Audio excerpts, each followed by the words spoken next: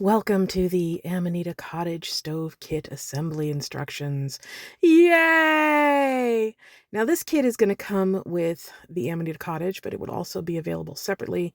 Mind you, this is designed for the Amanita Cottage, so it's not standard cooktop height. It's a little bit lower than that. But we're going to start with the little gams, the little legs. Now, I recommend always sanding off all of the charred edges, and I didn't do that here, and I also didn't smoothen around over any of the edges to speak of yet. Anyway, I did some. I will do some in a couple of steps from now. But you're going to glue all those little dots to each of the knees of these tiny legs. Like so. You want to make sure that they are equal on each side so they don't look unbalanced. The rear ones probably aren't as important as the ones you're going to put in front, but just best practice is to just try and get them all even. So the next thing you're going to do is, if you see any little hangers on or tags on the edges, you want to sand those off. And you should have some type of sanding device included with the kit, be it the Amanita Cottage kit or the stove kit by itself. We're going to sandwich this little piece of plastic in between for the firebox window. Now, you don't have to be perfect in gluing this, or if you don't get upset if you get a little glue on it, because we're going to soot this thing up when it's time to install it or paint it. You want to put some black paint on the back side, kind of smudge it on there so it looks like there's soot on the window. So you don't really fully see into the firebox, but you'll see the light coming from it. And now the door. Now what's important with this little tiny delicate piece is to make sure you get glue on every little branch of this tree, because you don't want anything loose enough that if you jostle it, it could just break off. You want it glued to the surface of the door. And you want to kind of center it on there, like so.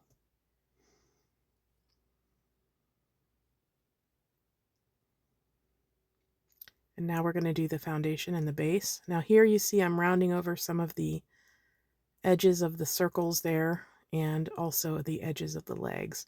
Now I'm doing a really rudimentary job because this is just a demo, and I'm not really worried about, having a perfect final product, but you might be. And I'm going to be including some very special small little sanding things, so you can use those to get into the corners and the nooks and crannies and really get the shape you want. And you want to glue these on. Now, I kind of glued this thing while the legs weren't fully dry yet, so one of the legs is crooked, but, I was doing a demo, so I wasn't really paying attention too much to stopping and letting things dry thoroughly between steps. But you should probably, once you get these glued in, align them and just let it dry thoroughly. I'm using Gorilla wood glue, and I'm using a narrow needle-nosed applicator bottle, which I recommend for all miniaturing. It is so much better. So now I'm putting in the base of the oven box, so to speak, and I'm going to pop that down on the side, and I'm going to put the two sides together with the door hinged on already.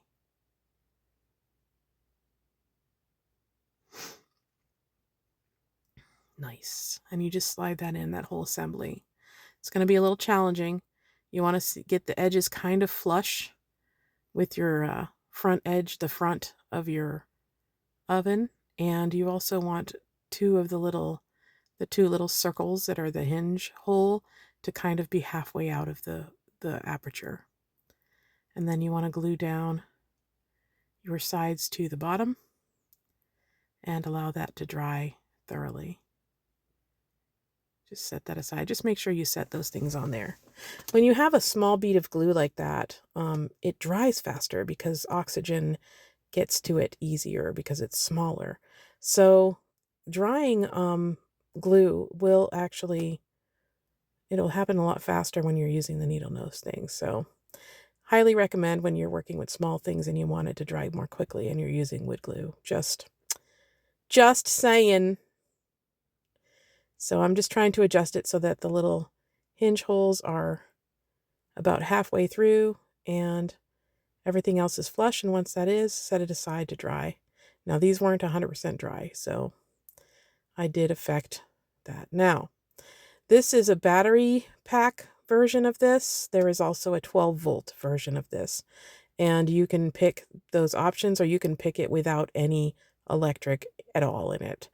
But this is a flickering bulb, so it'll look like there's a fire burning inside the firebox. Now, the 3-volt is a 2032 battery, which are pretty common. And the 12-volt can be wired directly into your dollhouse if you have your dollhouse wired for 12-volt. But this is an LED. They last forever. So, yeah, just glue your box around it. Right onto the base. Just make sure that they're fairly aligned. There should be a very small lip on the bottom and a very small lip on the front, but the back should be flush with the back of the platform, the legs. So you can see there's a little bit of a lip so that the front fits on there. There you go. And I'm going to glue down this little wood base that the bulb is on, so just glue that down.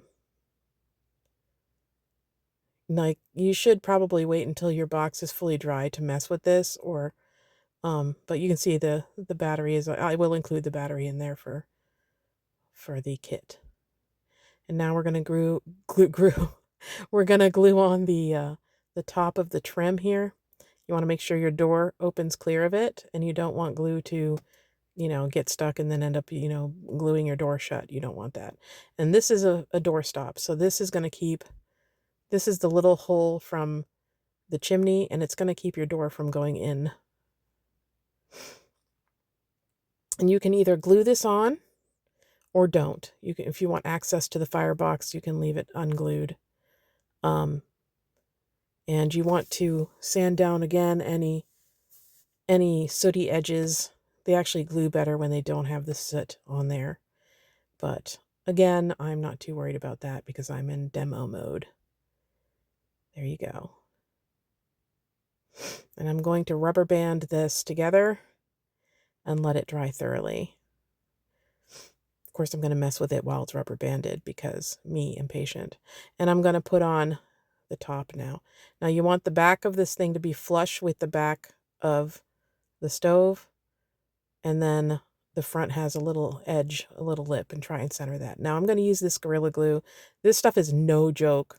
I glued something and a little piece of it got dripped between my project and my table, and it's a MDF table with like a, that kind of material on the outside, and it tore the material off of my MDF table. This Gorilla Glue is no joke, but I'm using it to attach this battery pack. You can either put it underneath or you can put it on the back. I prefer on the back because underneath you can actually see it from the front.